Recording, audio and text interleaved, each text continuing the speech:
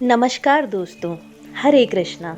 आप सबका स्वागत है हमारे channel the mystical beyond science में। आज हम फिर एक सच्ची और रोचक कहानी लाए हैं आप सबके लिए।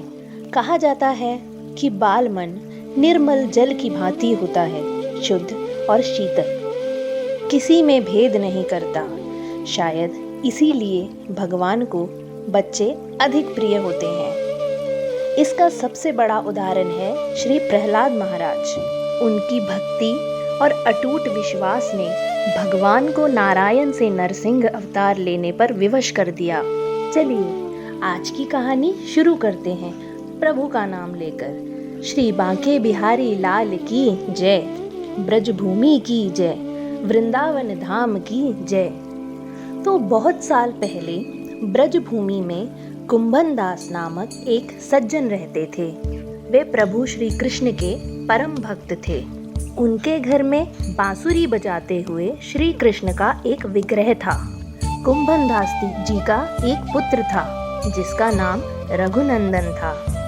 कुंभन दास जी हर समय भक्ति में लीन रहते और पूरे नियम से श्री कृष्ण की सेवा करते। श्री विग्रह का श्रृंगार, भोग, आरती इत्यादि में व्यस्त रहते। वे अपने प्रभु श्री कृष्ण को छोड़कर कहीं नहीं जाते ताकि उनकी सेवा में कोई विघ्न न आए। चाहे आस पड़ोस में कोई शादी हो या कोई महोत्सव, उनकी रुचि श्री कृष्ण के सिवा और किसी चीज में न थी। वे प्रभु की सेवा और धार्मिक ग्रंथों का पठन नियमित रूप से किया करते थे। उनको भगवद गीता का बहुत अच्छा ज्ञान था। जब भी समय लगता वह अपने गांव वालों को भगवद गीता सुनाया करते थे। वह अपने इस ज्ञान की वजह से बहुत प्रसिद्ध हो गए। गांव वाले लोग उनकी खूब प्रशंसा करते और उनकी भक्ति को प्रणाम करते। श्री कृष्ण की कृपा से उनकी ख्याति आसपास के गांवों तक पहुंचने लगी। एक दिन वृंदावन से उनके लिए भागवत कथा करने का न्योता आया।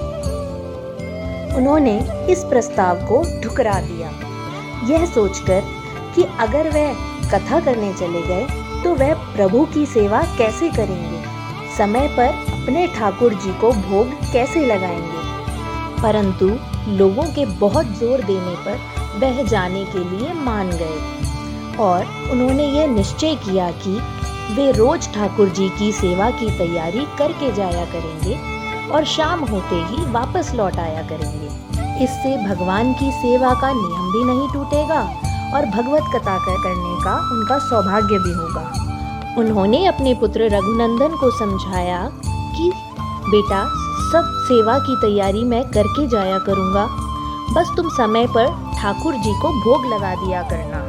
अगले दिन वह कथा करने जाने के लिए तैयार हो गए और घर से निकलने से पहले उन्होंने रघुनंदन को कहा कि बेटा, मैंने भोग की सारी तैयारी कर दी है, तुम समय से ठाकुर जी को भोग लगा देना। ये कहकर वे चले गए। रघुनंदन ने भोजन की थाली भगवान के सामने रख दी और बड़े ही सरल मन से बोला, आओ ठाकुर जी, खाना खा लो। उसे लगा कि भगवान आकर खाना खाएंगे अपने हाथों से जैसे हम खाते हैं। वे बार बार पुकार रहा था कि हे ठाकुर जी, आप आकर खाना खाइए ना, मैं आपको इतनी देर से पुकार रहा हूँ, आप आते क्यों नहीं। पर खाने की थाल ज्यों की त्यों रखी रही। यह देखकर रघुनंदन का कोमल सा हृदय दुखी हो गया और वो उदास होकर रोने लगा। मेरे पिताजी ने कहा है कि आपको भोग लगाना है, पर आप हो कि खाते ही नहीं। तो बस फिर क्या था, हमारे प्रभु नाथों के नाथ, करुणा सिंधु श्री कृष्ण के अपने इस निष्पाप भक्त का रुदन देखा ना गया। वो इसे रोते हुए नहीं देख पाए। उन्होंने बाल रूप धारण किया और उसके सामने आ गए और उसका रखा भोजन बड़े चाव से खाने लगे। रघुनंदन बहुत प्रसन्न हुआ। रात को जब कुंभन दास जी आए तो उन्होंने पूछा, भोग लगाया था बेटा? रघुनंदन ने कहा, हाँ पिताजी। जब उन्होंने प्रसाद मांगा तो रघुनंदन ने कहा, ठाकुर जी ने तो सारा भोजन खा लिया। उसकी ये बात सुनकर कुंभन दास जी सोचने लगे कि शायद बच्चे को भूख लगी होगी और उसने सारा प्रसाद खुद ही खा लिया। अब यह रोज का नियम हो गया। कुंभन दास जी रोजाना भोजन की थाली लगाकर जाते और रघुनंदन ठाकुर जी को भोग लगाता। प्रसाद मांगने पर रोज एक ही जवाब मिलता, सारा प्रसाद ठाकुर जी ने खा लिया। कुंभन दास जी को अब चिंता होने लगी, रघुनंदन झूठ बोलने लगा है, पर क्यों? वह रोज इतना झूठ क्यों बोल रहा है? उन्होंने एक दिन लड्डू बनाकर थाल में सजा दिए और जाकर छुप गए, ये देखने के लिए कि आखिर ये बच्चा रोज करता क्या है प्रसाद का।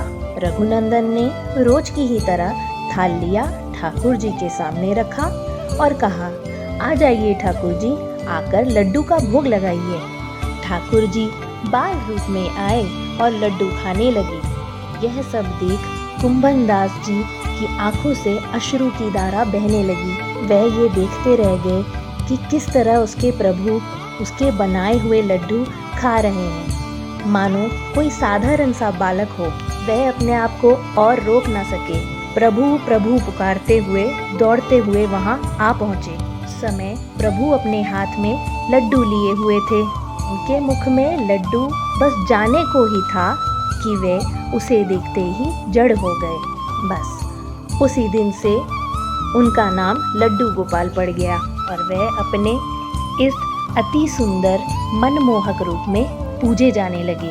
बताइए दोस्तों, कैसी लगी आप सबको हमारी आज की कहानी? अच्छी लगी हो तो लाइक कमेंट शेयर कीजिए और हमारे channel the mystical beyond science को सब्सक्राइब कीजिए। भगवान आप सभी की मनोकामनाएं पूर्ण करें। हरे कृष्णा।